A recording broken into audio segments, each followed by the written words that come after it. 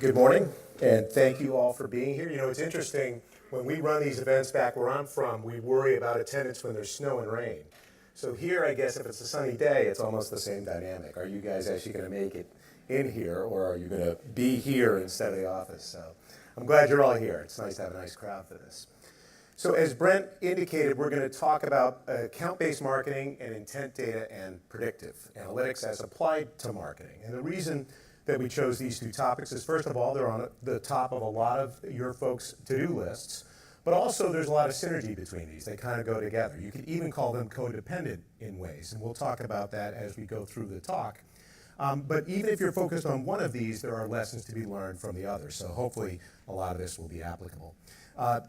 So here's our yin and yang thing, right? They go together.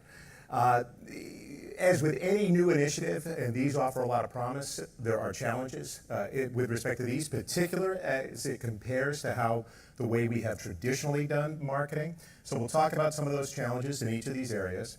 We'll talk about how we see our customers responding to those challenges, and we'll talk a bit about how TechTarget can help, because we do think we're uniquely positioned with respect to these two initiatives. So for each of these, we're going to walk through three challenges. So let's start with ABM. So Bev from ITSMA will come up later and talk a little bit about this concept of treating each account as a market of one, and how that is sort of the philosophy of ABM. And I think that's a great way to get your head around the concept, because it kind of conjures the degree of personalization and customization, and for that matter, effort that you want to apply to these kind of efforts. The issue is, if you take that approach, how do you scale that, right? So it's critical to your ultimate leverage that you get out of ABM, how you select the accounts, how many accounts you're going to go after, and the degree of customization and personalization that you're going to embark on. That really determines just how much you're going to be able to get done. So you have to go through that thoughtfully. ABM really changes the KPIs for marketing. It's not just about generating as many leads as possible anymore. There are different metrics that matter, and we'll talk about that. And perhaps the biggest thing, and probably the thing we'll talk about the most today, is that the marketing to sales handoff was never really engineered for ABM in the first place, right? Everything is built, the software we use, the follow-up procedures we have, the sales and marketing workflows, everything was built around the notion of the lead as an individual. So when you do this work on the front end to target at the account level, sometimes that can get washed away on the back end if you don't know how to act upon account-based insights. So we'll talk about those three things. The framework we're going to use for doing that are these 6 steps to executing an ABM strategy. They're not the only 6 steps. It's not the framework, it's a framework, but it's useful for supporting this discussion. So it's define accounts, identify contacts, build insight about those accounts so that you can inform your messaging, drive interactions based on that messaging, and then ultimately set sales up to execute their plays. So we'll talk about that. It is worth noting that we do see people get tripped up when they skip some of these steps. So there is some value in the framework itself as well. So the first step, defining accounts, and that brings us back to this notion of scoping your efforts in the first place, and how you can kind of set yourself on the right path or the wrong path, depending upon whether your scope matches your capability set. So we always say, think about this notion of efficacy versus effort, right? Consider whether your selection of accounts is really based on their propensity to spend with you, your opportunity with them, versus sort of profile and aspiration. For instance, if you build your list entirely comprised of the top Global 2000 accounts, and all those accounts that your sales force wants to go after because they have not been able to penetrate them for the last 5 years, you're setting yourself up for a long road, right? You want to make sure that you're also looking for opportunities not just where you want to win, but where you can win, right? So priority, we say, often beats purity, right? Purity is the sort of putting the best effort forth. Priority is, where can I target my efforts where I have a chance to win? We talked about data and predictive and intent playing into this, and right at the outside, data can help. You want to start to mine your own data to figure out where you win, and make sure that you're starting to include those types of accounts so that you can profile and include additional ones as well. The size of your list should be in sync with your activation plans. I'm not going to talk a lot about this because Bev is in her presentation, but if you think about it, it can take more effort and a higher degree of customization to go after 30 accounts that you want to target with that philosophy of each account is a market of one, than it can to come up with 4 or 5 segments, do some customization and personalization, and pursue ABM at the level of scale where you might be able to go after hundreds or perhaps even thousands of accounts. So you need to think about what kind of leverage you want to get out of your efforts. And the final thought in this area is you want to go as far as you can to define the actual buying unit. And really, the trick here is that the account in account-based marketing is not necessarily equal to the corporate entity, right? Because some of these corporate entity can be pan-regional or pan-global accounts, and if you're measuring your signals at that level and saying, okay, we've reached a level of engagement here that's appropriate for passing this along to sales, you need to think about, am I passing it along to sales in London or am I passing it along to sales in Lisbon, right? Ideally, you'd like your account definition to match what sales has in their database. That can be hard. At least you want to factor geography into the equation, right? So that even if you don't have the geographies in there, once you've seen the engagement, you can see where that engagement is happening and pass it off to the right sales teams. Okay, the next step, identify contacts. Honestly, this is where some of our customers see their efforts going off the rail, right? So we've done step one, we're at step two, and what we see a lot of people do at this point is say, I've defined my accounts, now I'm gonna go out and get as many leads as I possibly can from those accounts. That's my ABM effort, right? So the issue here is if you've put all this effort into selecting these ideal accounts that you wanna go after and win over time by providing the ideal customer experience, what you've decided to do, or perhaps what you've asked me to do on your behalf, is to start to spam them relentlessly, right? So this is potentially counterproductive. Simply maximizing the number of leads or number of names can lead to spam issues, right? So it's not a great experience for these accounts for whom you want to create a great experience. And the other issue is false positives for sales, right? If you're handing over to sales lots and lots of leads from these accounts without regard to whether or not they're actually in market, that can put a dent in your credibility of your ABM efforts. They're going to waste time and resources on that. What we think is productive and what our customers think is productive at this stage of the equation is sourcing details on the right personas. There's nothing wrong with going out to the compiled list providers at this point who have these great org charts for these organizations so you can figure out the best individuals to contact with your messaging once you've figured that out. Or doing a certain amount of marketing to surface certain accounts or certain buyers at those accounts who look to be highly engaged. Because those could be areas where you have inroads that might provide you with quick wins and get your account-based marketing effort off and running in a hurry. And that builds credibility with sales instead of hurting credibility with sales. The next step is build insights about these accounts so that you can craft your messaging, right? So we shouldn't have been doing the lead generation before we got to this step. So sales can help with this initially because they'll know the hot buttons and the pain points for certain account segments and subsegments. Really, though, that doesn't scale awfully well, so you want to start to mine your own data for content consumption patterns. You do this already, right? You know, what are your best assets? What are your best performing messaging? But what you want to do is you want to reassess that now that you've defined these specific accounts. Look at that data again within the context of everything you sent just only to those accounts and see what works and what doesn't work and start to craft your messaging accordingly. So data is already in play here. Predictive providers and intent providers can help by fleshing out the picture. They may identify traits or common characteristics that you haven't seen yourself. They might identify accounts outside of your ecosystem that are also good to target. And really, I think the key takeaway here is that the low-hanging fruit, the opportunity, the leverage is in this notion of commonality. So what's tricky about that? Well, when we do account-based marketing, we're thinking a lot about differentiation. But once you've created some number of reasonably differentiated subsegments, you want to start to look for what they have in common, because that allows you to start to emphasize messaging themes and start to play games you know. For instance, suppose security is a big hot button for a certain segment. Maybe you've got assets about that already. Maybe banking is a sector you're going after. Maybe you've already got good messaging and good assets to go after that. You can start to play a game you know, even within the context of this new strategy of ABM. Okay. Creating messaging. So back to the notion, except for this ultra customized small list sort of ABM effort, it's really about verticalizing your content and messaging or capitalizing on other common themes like those I just mentioned that you can expose in your messaging. Now, if you do this right, you don't have to break the budget, which is either one of the myths or one of the realities of ABM, depending on how you scope your efforts and how much customization you want to do. One note here is that case studies can really be half the battle, right? Now, case studies aren't easy to get. It takes a lot of work to talk the customer into it. It takes a lot of work to get them to say something worthwhile on the record. But once you have them, say for 4 or 5 different key segments within your ABM list, you can really use that to infuse all your messaging and make it a lot more credible and seem a lot more targeted to the accounts on your list, right? Think about it. You can make it the centerpiece of your messaging strategy. You can infuse the themes from your case studies into all of your outreach. You can take your case study, you can cut it up, you can use it for pull quotes in other assets. You can use it for sidebars. So everything you've got starts to take on this feeling of being ultra customized for the target segment in question. So that can really take you a long way. The other big thing is once you've identified your messaging segments, now that you're actively messaging against people who you've targeted and segmented, you want to continue to mine your own data and your results to see what they really respond to, right? Because it can be different from what you saw when you were targeting them generally. You'll start to understand what works, and you can further craft and customize your messaging.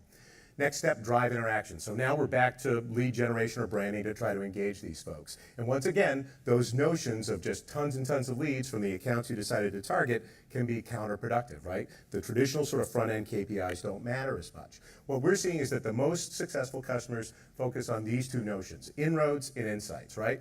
You want to get the level of engagement of the account to either an overall leverage that sales can reference by way of talking about the level of research that's going on and the trends and themes that you see within that research at the account, or you want to sort of light up these key stakeholders, right, so that you've got direct inroads into the account that matter.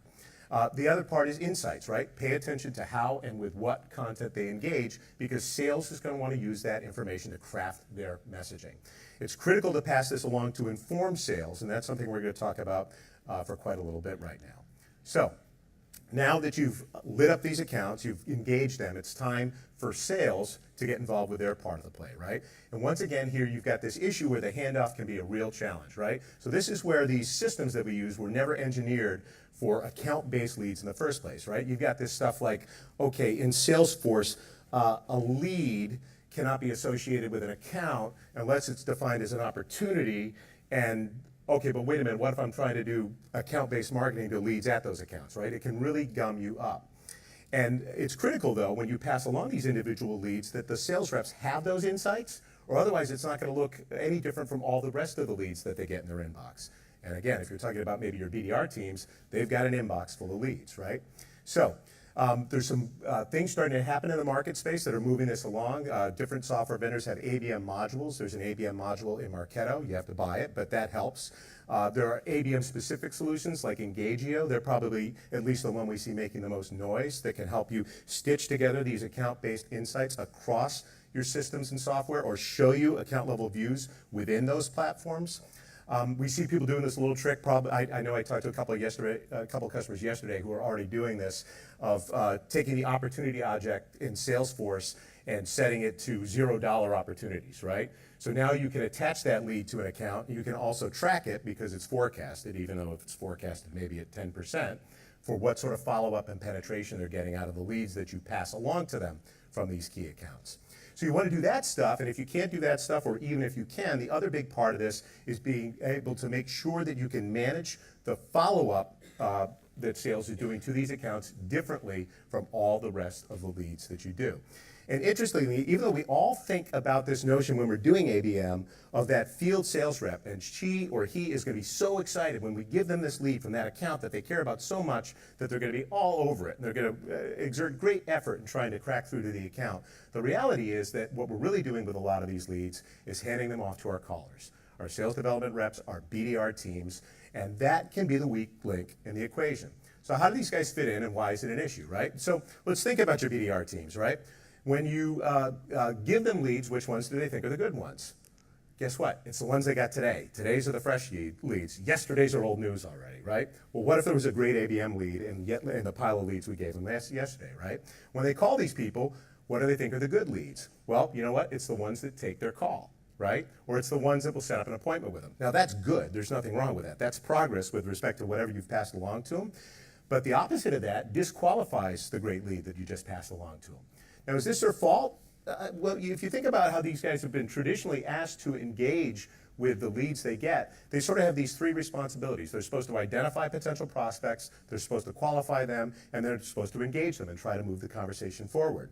Well, really, as you move into ABM, you want to start to think of shifting their emphasis away from identify and qualify to some extent and focus more on engaging, because after all, you have already identified and partially qualified for them these leads with which you expect them to follow up.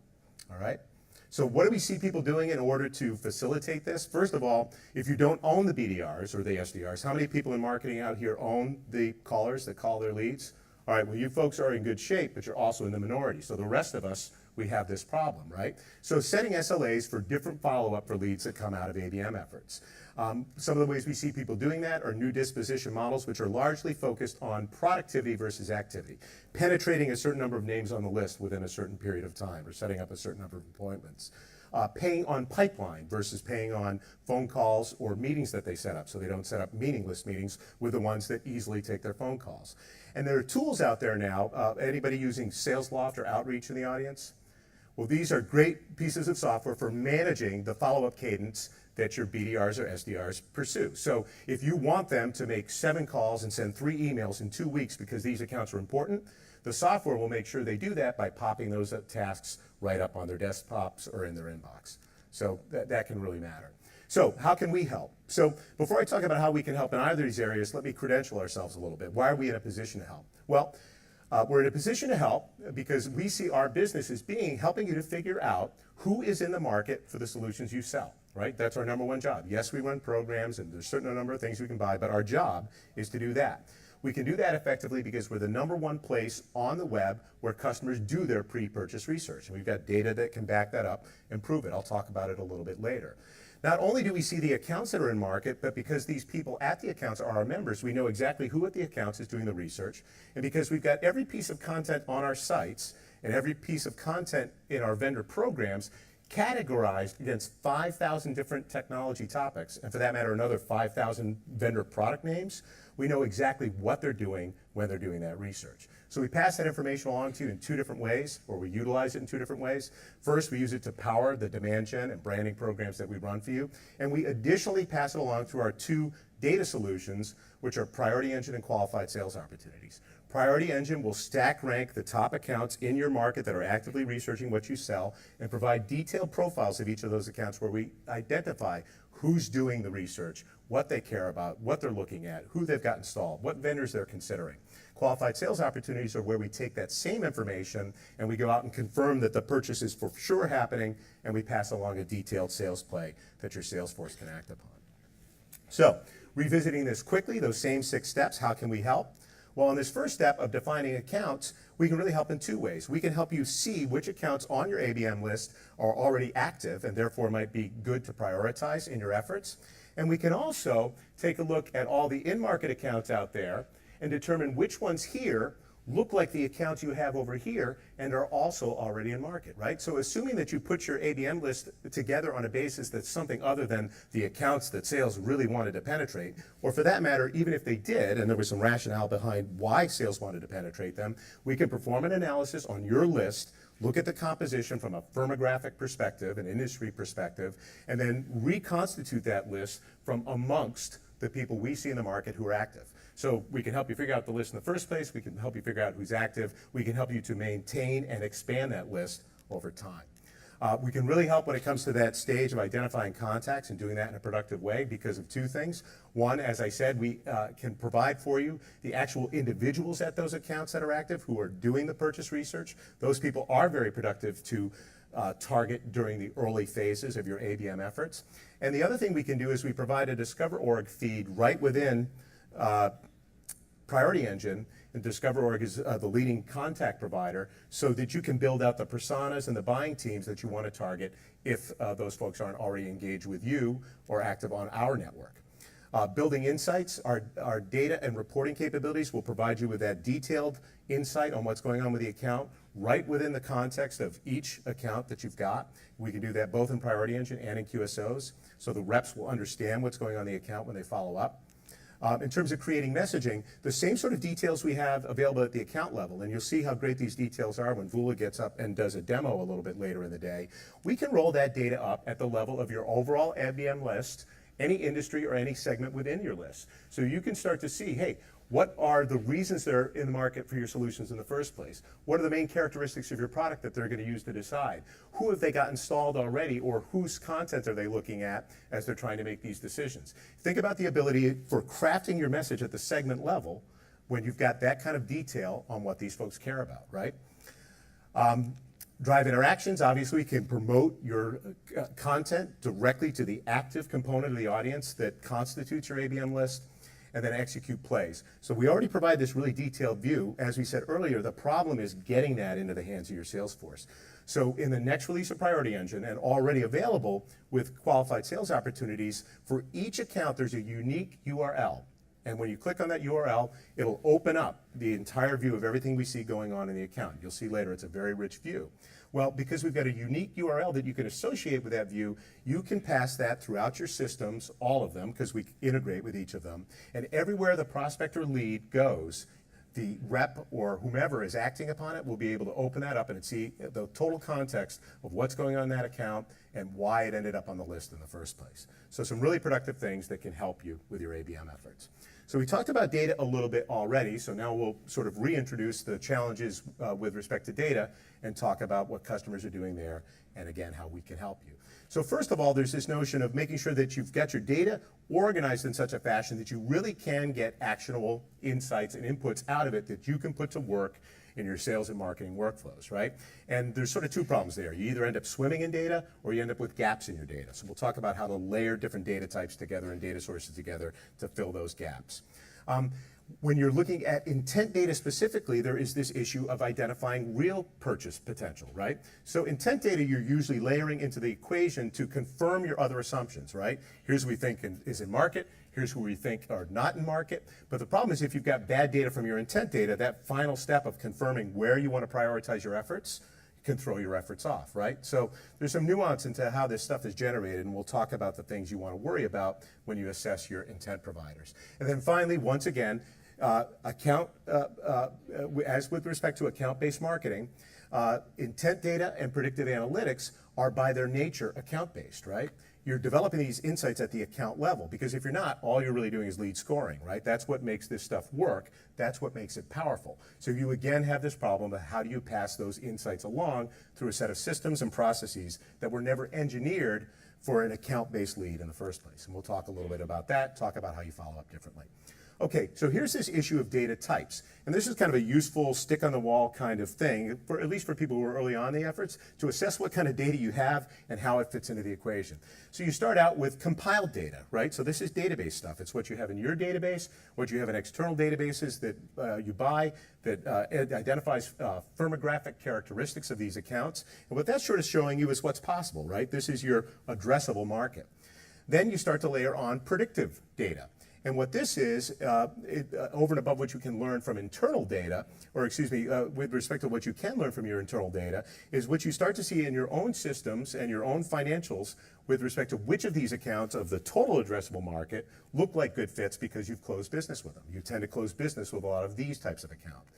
Then factoring in external predictive data, what this will do is it will identify for you potentially traits within that account list that you didn't see yourself that would help you expand upon it and go out and identify lookalike accounts for you, and also sort of monitor accounts to see if they have those traits. So let's say you do well with early stage companies, but they need to have some money in order to buy from you. So they'll track things like, did they just get funding?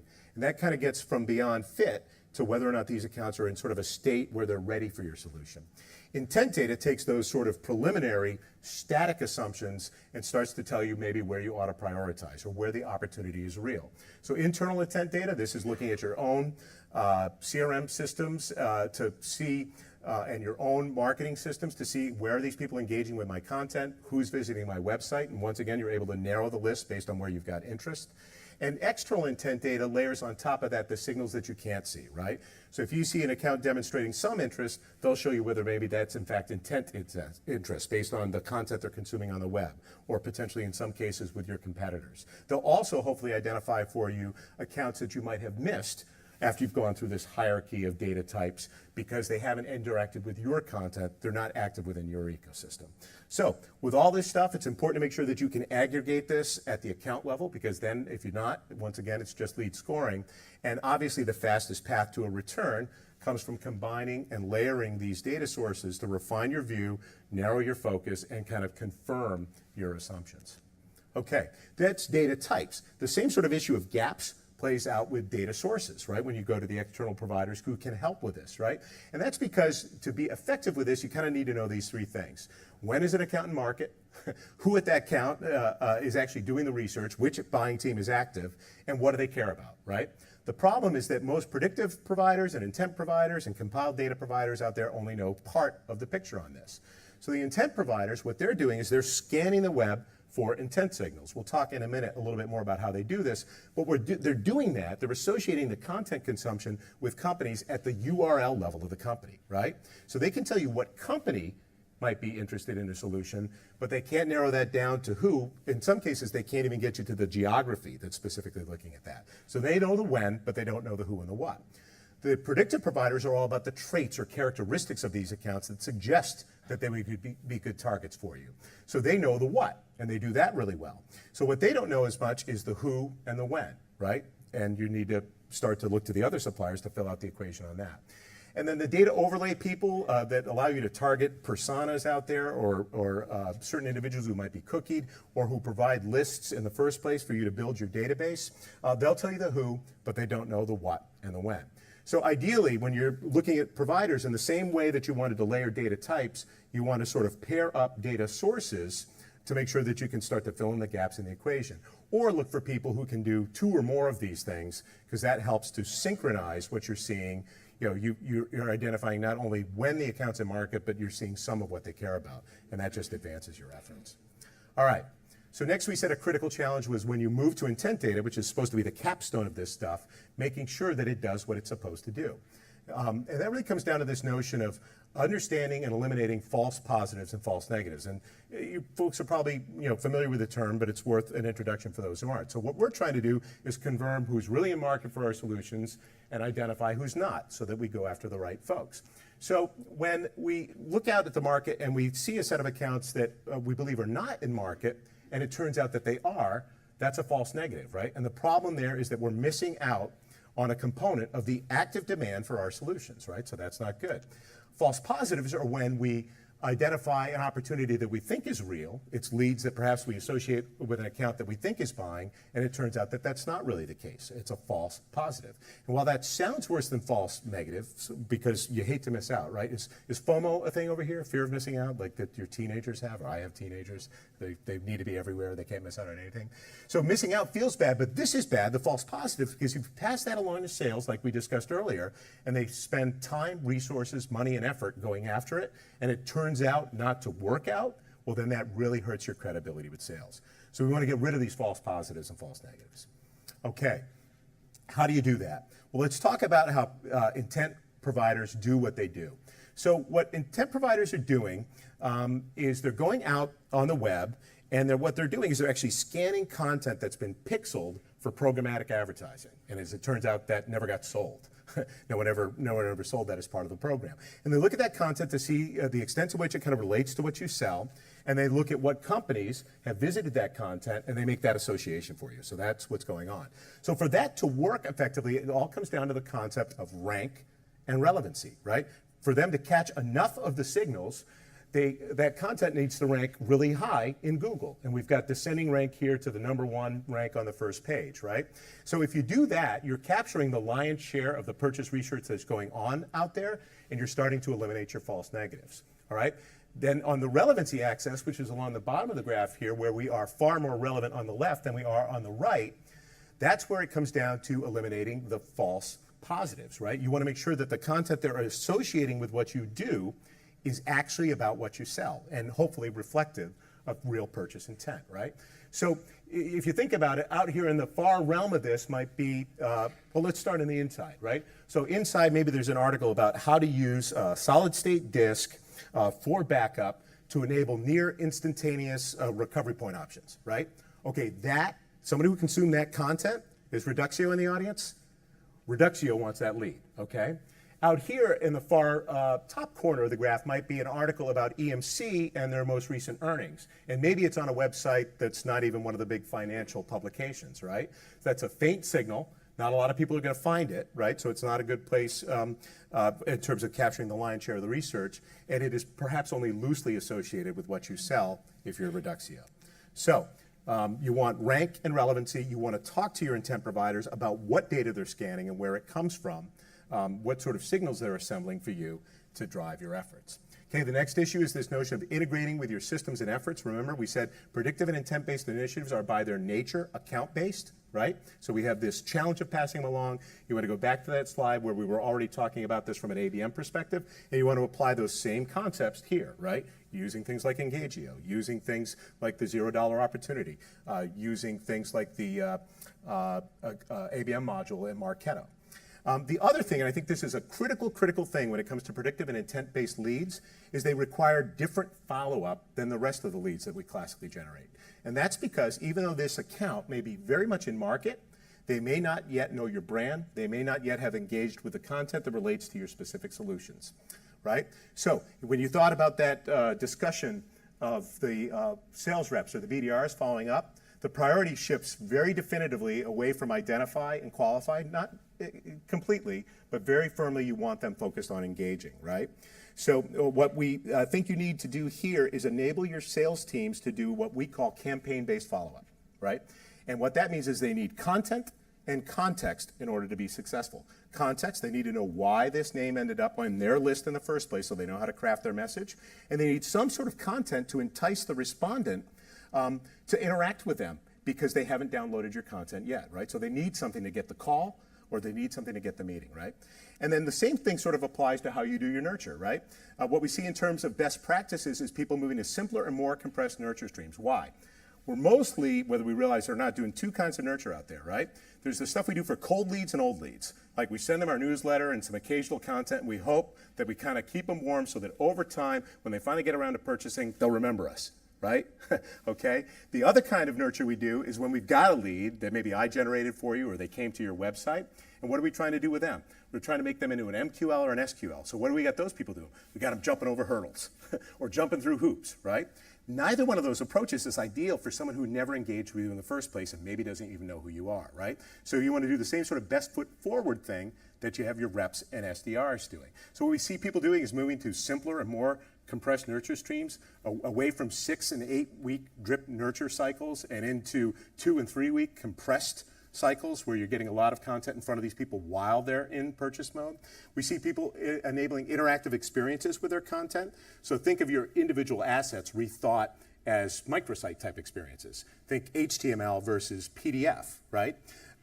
You want to allow them to interact with your content as much as they can when they finally open their email. So you want them to be able to not just download your white paper, maybe download additional white papers, maybe view a podcast, maybe chat with somebody back at your home office, right? There are companies out there that enable kind of these kind of experiences. One's called Uberflip, another one's called Lookbook HQ. I don't know why they're named that way. It doesn't make a lot of sense. I mean, Lookbook kind of makes sense. I know what HQ is about. But they can really help you to do this sort of content. The other thing is you want to have new scoring models where you're appending the fact that this was either an intent-based lead, a predictive lead, or an ABM lead to the normal scoring so that you're elevating it for follow-up. All right. Obtaining actual intent data. How does TechTarget help with that? Well, if you go back to when I was credentialing in terms of our capabilities, what was I really saying is that TechTarget knows when the accounts are in market because we can see that. We know who's doing the research because we know part of how we identify when they're in market is looking not just at the account and URL activity, but the individuals doing the research. We know exactly what they're looking at because of those 10,000 topics, and we expose that what component in the detailed interfaces that you have available to you through Priority Engine and Qualified Sales Opportunities. When it comes to rank and relevancy, TechTarget is firmly in the bottom left-hand corner of that graph that I showed you, right? We have more organic pre-purchase research activity going on our sites than any other tech publisher. There's an outfit called SEMrush. Maybe some of you guys use them for your keyword analysis. They rank us #1 ahead of any other publisher for first page Google results regarding tech content. And the really interesting thing about this is if you, to add some color, if you considered what it would cost you to go out and buy through AdWords, the content that the traffic that we generate organically through Google, it would cost $40 million a month. So nearly $500 million a year, and this is from SEMrush as well, of inbound search power that we're applying to figuring out that this purchase intent data is real. And of course, the other big thing is that we're not looking just at our editorial content, but all the vendor content from thousands of lead gen programs that we're running for you and all of your colleagues over the course of the year. Finally, in terms of integrating this stuff with your systems and process, TechTarget, for those of you who know and have installed our priority engine solutions, know that we offer easy turnkey integration with all the major marketing automation systems and with Salesforce.com. That integration is a matter of minutes and hours, or in worst case days. It's not weeks and months, and in some cases years, with some of those big heavyweight predictive solutions like Lattice Engines, if you guys have ever gotten involved with something like that. That persistent URL gives you constant access to those account level insights wherever they go within your systems. And a really cool thing about what we do is you don't have to standardize on us. We could be the foundation for your efforts if you're just getting started. But if you're already doing this, you can take any list that you've already generated through your ABM efforts or through your intent-based efforts and run it through our system, and we will show you what we see from an intent perspective for the accounts that you've already identified. So maybe you know they're in market, but you don't know the contacts. We'll show you the contacts. And of course, we can always identify the folks that you've missed. So the 3 big takeaways, it should be probably pretty obvious by now. On some level, you have to adapt either your systems or at least your workflows to account for this account-based view of your efforts. Combining data sources and particularly introducing intent data can help you to refine and target your efforts and confirm the assumptions you've got with respect to the accounts that you ought to be going after. And it's really critical, whether from a marketing perspective or from a sales follow-up perspective, that you change how you follow up with leads that are generated through this approach. For our part, we think we can be a great partner on this stuff because everything we do is essentially run on an account-based, intent-based basis, whether you're getting that data from us or we're using it to execute your program. So the other thing I think we would say is if you're starting on this, if you're getting into this stuff or you're embarking on us, we're probably a good entity to look up early on in the process, right? I think because we have exposure to all of you, we have some experience with best practices relative to these initiatives. The other thing is when you think about it, because we know who needs your solutions, what they care about, when to contact them, and how best to communicate with them, we can really help you to shape and define your initial strategy. So it's great that when people get these things running, they come to us and say, hey, help us with this, help us do the spade work, but we would love to be involved from a strategy perspective as well. We have these great client consulting teams that can advise on this, and I'd invite you to take that thought away with you. Okay.